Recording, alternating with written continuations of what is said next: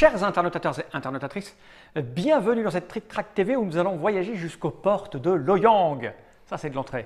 Ah oui, Ça, c'est de l'entrée, jusqu'aux portes de Loyang. Et ce, grâce à Monsieur Christophe d'Intrafin. Comment ça va bien, Christophe? ça va très bien. Donc, j'ai dans les mains une petite boîte qui répond du nom de Aux portes de Loyang. Ça, je Forcément. l'ai déjà dit dans mon introduction savamment préparée. C'est un jeu signé Uwe Rosenberg. C'est un jeu qui est sorti il y a quelques temps déjà, hein, Oui. en anglais, en allemand, etc. Tout à fait. Et même en français. Oui, bien sûr, il y a quelques Voilà. temps déjà en français aussi. Mais on ne t'avait pas reçu jusqu'ici. Voilà, pour il nous n'avait pas l'expliquer, parce que bénéficié de l'avantage de passer à la notre Trick truc Track. avait. Et voilà qui va être comblé, ce petit manque. Donc, c'est un jeu marqué Intrafin Game, c'est écrit là. Et Intrafin, en tout cas pour les Trick Track TV, c'est toi. Voilà. Vous êtes une grosse équipe, On est 7. 7, pour une petite boîte qui nous propose quelques VO. D'ailleurs, c'est un peu étonnant chez vous, ça, Loyang, non? Bah, en fait, c'était une opportunité, on savait que c'était un bon jeu. Donc, Et voilà. pas, vous l'avez pris. Bah oui, parce que les autres, Agricola et Le Havre, Étaient déjà pris, voilà. hop, Et puis, vous- en fait, c'est la trilogie, c'est le premier de la trilogie, Bah, c'est ça. aux portes de Loyang. Et en fait, il est sorti en dernier. En dernier, c'est vous qui l'avez récupéré. Voilà, exactement. Donc, on va préciser que c'est un jeu à partir de 10 ans pour 1 à 4 joueurs. Il y a à un fait. mode solo pour des parties de 60 à 120 minutes. On est dans du costaud à l'allemande de gestion avec des petits Voilà. meeples. Avec plein de des trucs, petits, voilà. il y en a partout dans tous les coins. Cette petite boîte, je vais la poser par devers moi, on n'en a pas besoin. Je vais montrer la petite règle à quoi elle ressemble. Enfin, petite. C'est quand même du jeu où il y a pas mal de matériel, donc tout est absolument décrit. Voilà, ça se présente à peu près comme ça. Il y en a des pages et des pages, mais les habitudes Agricola et autres Oui, savent qu'avaler ce genre de choses, ça se fait, voilà, il n'y aura ça se pas fait de. tout Voilà, seul. c'est pas de. Hein. Voilà, et des descriptions de tout ce qui peut se passer, les références, Avec les différents, références, les différents assistants qui. etc. Cette petite règle, j'en ai pas besoin. Enfin, je vais quand même la garder pas loin et j'ai envie de dire, Christophe, comment cela fonctionne-t-il donc, s'il te plaît? Voilà, alors, le but du jeu de Loyang, c'est d'arriver le plus loin possible sur le chemin de la prospérité. Ouais. Voilà. Et comment on progresse dans le chemin de la prospérité? En fait, on progresse de 1 par tour, et ensuite on progresse en achetant les dalles supplémentaires. D'accord. Voilà. Donc, la case qu'on progresse une fois par tour, elle est gratuite. Elle est gratuite. On Voilà. avance. l'air Et de rien. après, on progresse du nombre de correspondant à la dalle suivante. C'est-à-dire, si on veut monter de 3, il faut payer 3. D'accord. Si on veut monter à 4, il va payer 3 plus 4, 7. 7 pour Voilà. monter. Et ainsi de suite. Donc, D'accord. voilà, pour arriver jusqu'à 20, qui est le maximum. Donc l'idée va être de gagner suffisamment d'argent pour avancer le plus vite possible. Exactement, voilà, en sachant que donc on joue un paysan qui va donc proposer ses ressources et ses récoltes à la ville de Loyang, voilà, avec donc de l'aide de différents assistants. Il va falloir qu'il fournisse des clients réguliers, qu'il fournisse des clients occasionnels. Il va falloir qu'il aille sur les étals de marché pour échanger sa marchandise avec d'autres pour pouvoir fournir ces choses-là, voilà, ainsi de suite, voilà. Donc, comment ça se passe au niveau d'un tour de jeu? Alors, au début, déjà, au niveau de la présentation, on a donc chacun son étal, ok, voilà, qui est donc chargé de différents légumes qui sont dans un magasin. Donc, ce magasin-là, ça va permettre d'acheter les légumes qui sont présents. Une fois qu'il n'y en a plus, il faut en remettre, donc les revendre éventuellement pour en proposer. Au niveau du plateau, on a également son champ de départ, Qui est ici. ok, voilà, qui est en fait le nombre de cases qui va correspondre au nombre de tours de la partie, donc 9 tours. Ok. Voilà. On a à côté de soi également toute une série, on a 4 types de champs privés qui sont faits de ce type-là. D'accord. Voilà. Il y a 2 fois donc ces champs-là. Alors, on montre les côtés différents parce qu'en fait, en haut de la carte de champ, Ouais. on a le type de légumes que l'on peuvent peut pousser. récolter, qu'on peut Pousser en planter, germe. voilà, pour effectivement récolter sur le champ. Voilà. Donc, moins il y a de cases, plus il y a de possibilités de mettre des légumes. D'accord. On voilà. choisit entre de l'espace pour des Exactement. légumes plus ou moins uniques Voilà. ou peu alors, d'espace pour se diversifier. Voilà, exactement. Alors, en sachant qu'une fois qu'il y a un champ, une fois qu'on a planté un légume dans un champ, tout le champ est planté avec les mêmes Bien sûr. légumes, forcément. Voilà. Donc, au niveau du plateau, on a encore une autre petite chose qui est donc l'entrepôt. L'entrepôt, c'est ce qui va servir à la fin du tour pour garder en réserve les légumes qu'on n'a pas vendus ou qu'on va avoir besoin. Alors, cet entrepôt a 2 faces. Une face dans laquelle on peut entreposer un seul légume. Et une fois qu'on a payé 2 cocus, qui est donc la monnaie locale, on va pouvoir stocker jusqu'à 4 D'accord. légumes. Donc il est comme ça. Et si je paye ce qu'il faut, des cocus. Ah bah oui, ça s'appelle des cocus. Voilà, on le retourne et hop. Voilà, Ok. très bien. Voilà. Alors, comment se passe la partie? Alors, au tout début, au premier tour, on va choisir d'ensemencer son champ de base. Ok. Donc, on n'a que 3 possibilités. On va donc payer avec justement notre argent. C'est ici. Voilà, soit un blé, soit un potiron, soit un navet. Voilà. D'accord. Donc les prix en foncé sont les prix de vente des légumes. Les prix en clair sont les prix d'achat. C'est-à-dire que quand on va au magasin, on les vend, enfin ils nous les vendent à 3 cocus, et quand on les revend au magasin, donc ils nous les achètent à 1. D'accord. Okay, ah, enfin, ouais. voilà, au niveau de il faut bien qu'il fasse de la marge. Voilà. Donc une fois qu'on a ensemencé son champ, on va mettre donc tous les mêmes. Voilà, on ne fera plus pousser que du blé voilà. ou. Voilà, dans ce champ-là, on va donc remplir intégralement le champ avec donc du blé. Et ce qui va nous permettre aussi de savoir où on en est de la partie, puisque en fait, quand on va enlever le dernier légume du champ de base, c'est le dernier tour de la partie. D'accord. Voilà, donc ça, c'est pas plus compliqué que ça. Voilà. Alors donc, une fois qu'on a fait ça, c'est ce qu'on fait au début de la partie, en sachant que si on joue à 4 joueurs, pas plus de 2 joueurs ne peuvent ensemencer le même légume. D'accord. Voilà. Hein. Donc, on est obligé de choisir un petit peu pour diversifier un maximum les choix. Voilà. Donc, une fois qu'on a ça, la première chose qu'on fait, donc, on récolte. On récolte, ça veut dire, on va prendre un légume du champ qu'on avait, et on va récupérer un autre champ de base. D'accord. Voilà. Ça, c'est un champ, on va en avoir, donc on en a 8, il y a 2 fois 4, voilà. Il y a 4 et 4, donc en fait, pour qu'on ait un petit peu de choix pour les opportunités. Voilà. On peut choisir ou pas de l'ensemencer. On n'est pas obligé de les ensemencer au tour, on le sort. Voilà. Donc ça, c'est pour la phase de récolte, et donc on met ça dans la charrette, qui est en fait indépendant, qui va nous servir de faire ça. Voilà. Ensuite, on va avoir la phase de carte. Donc pendant cette phase-là, chacun va recevoir donc 4 cartes. Tout le jeu est là. Voilà. En fait, c'est sur cette base-là. Alors, j'ai détaillé les cartes justement qu'on puisse voir les différents types de cartes différentes. Voilà. Donc on a 4 cartes en main. Voilà, on a 4 cartes en main. Alors, le principe de ça, c'est on va prendre automatiquement une carte de la cour et une carte de sa main pour jouer. D'accord. Voilà. Alors, comment on fait une carte de la cour? Le premier joueur va prendre une des 4 cartes qu'il a dans la main, il va la poser dans la cour de jeu. Voilà. D'accord. Au centre, entre tous les joueurs. Voilà, exactement. OK. Donc, le joueur suivant va choisir de le mettre dans la cour. Soit je mets une carte dans la cour. Exactement.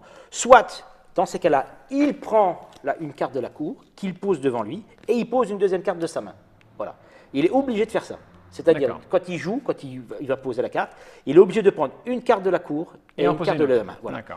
Et les cartes de la main qui restent, qu'il n'a pas voulu utiliser, il les pose dans la cour. Ce qui va permettre, en fait, progressivement, d'avoir de plus en plus de choix au niveau de la cour. D'accord. Voilà. Une fois qu'il a posé ces 2 cartes, lui, il ne participe plus au choix des cartes, et ainsi de suite. Voilà. Donc, au niveau des types de cartes qu'on peut trouver justement dans cette cour, il y a de base la chose la plus intéressante qui est le marchand régulier. Donc, le marchand régulier, c'est un marchand auquel on doit fournir les légumes qui sont proposés pendant 4 tours d'affilée. Chacun des tours va nous donner un certain nombre d'argent. Qui va proposer ce qu'il fallait. Exactement, voilà. En sachant que le marchand régulier, il a un petit... Quand on sort un marchand régulier, en fait, on va lui mettre un indice de satisfaction. Tant que l'indice de satisfaction est bleu, tout va bien. Il est très très content. Quand l'indice de satisfaction, on ne peut pas le servir pendant un tour parce qu'on n'a pas les légumes qu'il faut, ça passe au rouge. Voilà.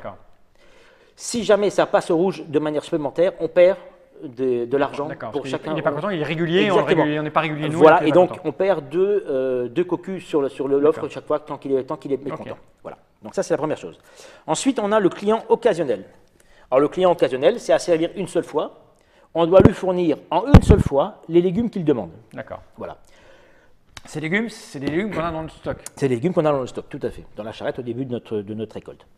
Ces légumes-là, donc le client, il a donc les 3 légumes-là. On a en bas la somme que ça nous donne.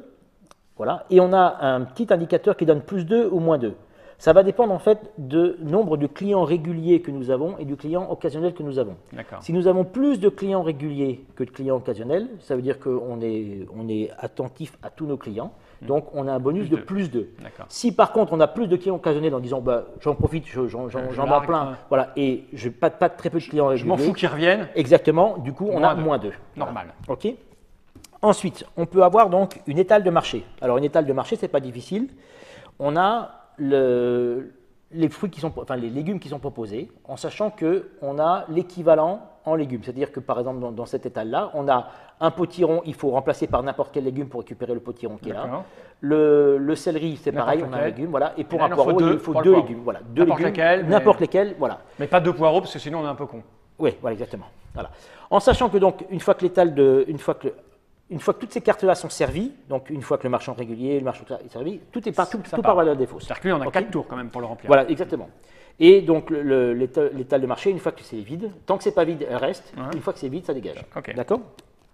Ensuite, on a donc des champs supplémentaires qui sont des champs privés que n'importe qui peut avoir, et à la différence des autres, donc ils sont un peu plus vastes au niveau du nombre de légumes, et par contre ils coûtent 2 cocus. En haut, c'est marqué la somme, voilà, qu'on doit payer pour pouvoir les jouer. D'accord. Au moment où tu vas la poser devant toi, tu payes 2. Au moment où tu l'actives, au moment où tu la joues, voilà, tu payes 2. Je vais mettre dessus des légumes, tu choisis ton légume et tu payes 2. Exactement. C'est le prix de lancement. Voilà. Et ensuite, on a des assistants. Alors, les assistants, il y en a 23 différents. Donc là, je vous en montre 2. Il y en a un là et un là. Histoire de voir un petit peu à quoi ça ressemble. Après, il suffit de lire la carte. Voilà. Alors, en fait, il y a une différence entre les deux. Il y en a un qui a une petite lumière sur la droite, en dessous de... Une petite lumière sur la droite. Une petite, comment ça s'appelle? Une petite lanterne, pardon. Ah, voilà, ici. Voilà, une petite lanterne. Sur la gauche. C'est pour ça que je ne comprenais pas ce que tu me disais. Oui, pardon, la carte de droite. Une lumière sur la droite. De quoi il me parle? Je suis en train de le perdre. Une petite lanterne sur la gauche de la carte. Parce qu'en fait, quand on joue à 4 joueurs, le joueur actif choisit un autre partenaire en fait. D'accord, on joue et donc voilà, et ce qui permet en fait d'avoir, il y a marqué autre joueur, et l'autre joueur c'est forcément celui qu'on a choisi au début de la partie. D'accord. Voilà, c'est que dans le cadre des 4 joueurs. Sinon on peut choisir n'importe quel joueur quand c'est marqué autre joueur. Voilà. Donc il y a 23 cartes différentes, enfin ou 20 cartes différentes d'assistants. Il suffit de dire ce qu'il y a dessus. Voilà, qui sont chaque fois uniques, sauf il y a le commerçant, le négociant, et il y a un troisième qui est en plusieurs exemplaires. Et donc cette carte, on l'a devant soi, et tant qu'elle est devant soi, on a le pouvoir. Exactement. En sachant que on ne peut défausser aucune autre carte tant qu'elles ne sont pas épuisées, sauf la carte assistant qu'on peut virer quand on en a plus besoin. Voilà, quand on n'a plus besoin, on peut les virer. Voilà. Ça, c'est les différentes cartes qu'on va pouvoir donc retrouver dans le jeu par rapport à tout ça. Voilà. Alors, ensuite, comment ça se passe? C'est la phase d'action. Alors, la phase d'action, c'est... Un petit résumé. Là. Voilà, justement, c'est la phase la plus vaste et la plus importante, on va dire, du jeu. On peut faire toutes les actions que je vais décrire dans n'importe quel ordre, dans le sens que l'on veut, en fonction de... On peut acheter d'un côté, voilà, en fonction de ce qu'on peut faire. Donc, ce qu'on peut faire, on peut donc semer des légumes. Donc on peut choisir d'acheter des légumes ou de reprendre un légume de la réserve pour les semer et donc de semer partout. On peut choisir d'acheter des légumes au magasin. C'est pareil, de la même manière, on paye. Okay. Ensuite, on peut vendre des légumes au magasin. Tout simplement, voilà. On peut utiliser les étals de marché. Donc voilà, on peut faire ce que j'ai expliqué tout à l'heure. On peut utiliser ou défausser des assistants. Donc ça c'est pareil, ça se fait à ce moment-là.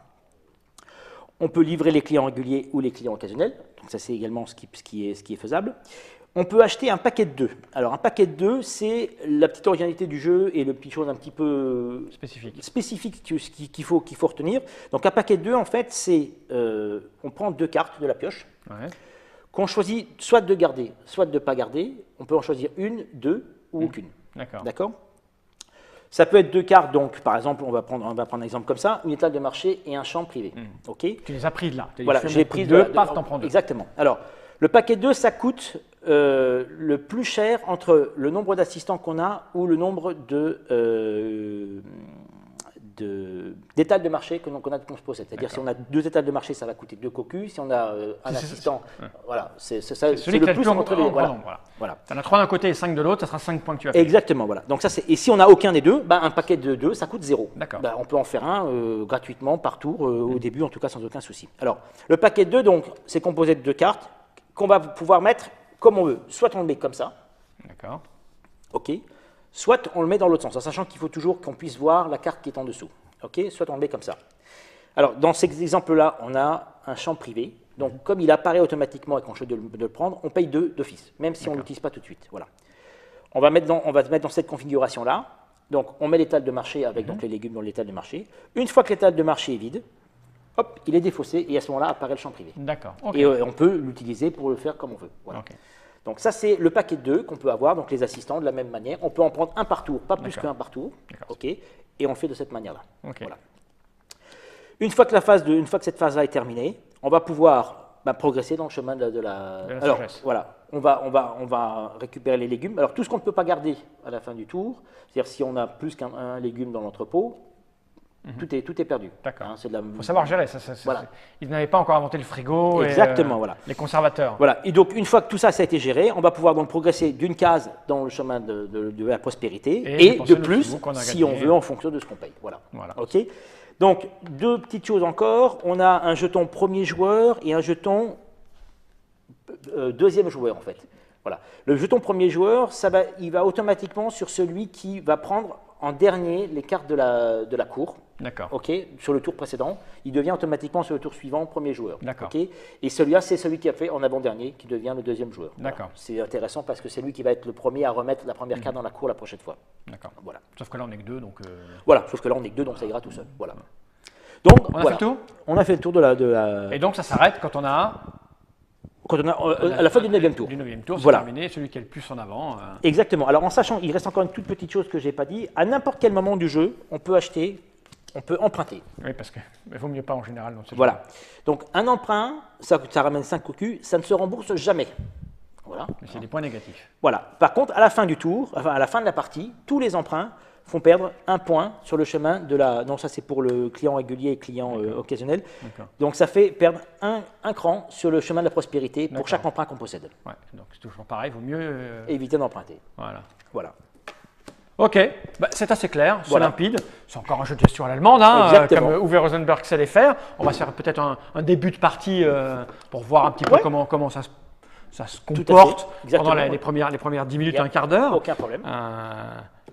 Uwe Rosenberg, aux portes de Loyang, c'est édité par Intrafin Games, c'est arrivé depuis un moment déjà. Ça Oui, coûte tout combien? à fait. Ça coûte 49 €. Voilà, c'est rempli de petits jetons en bois. Ah hein, oui, il y oui, a- beaucoup il de y a jetons en 3 bois, tonnes. beaucoup de... Voilà. voilà, Et il y a une petite variante pour jouer tout seul. Il y a une petite progresser, variante, exactement. tranquillou, comme une espèce Exactement, voilà. de solitaire pour avancer tout seul vers le chemin de la prospérité, de Exactement. la sagesse et du savoir. La Chine, il y a 2000 ans. Merci Christophe d'être venu jusqu'à là pour nous expliquer tout ça. Et à tout de suite pour une petite partie. Exactement. Jenny Reich.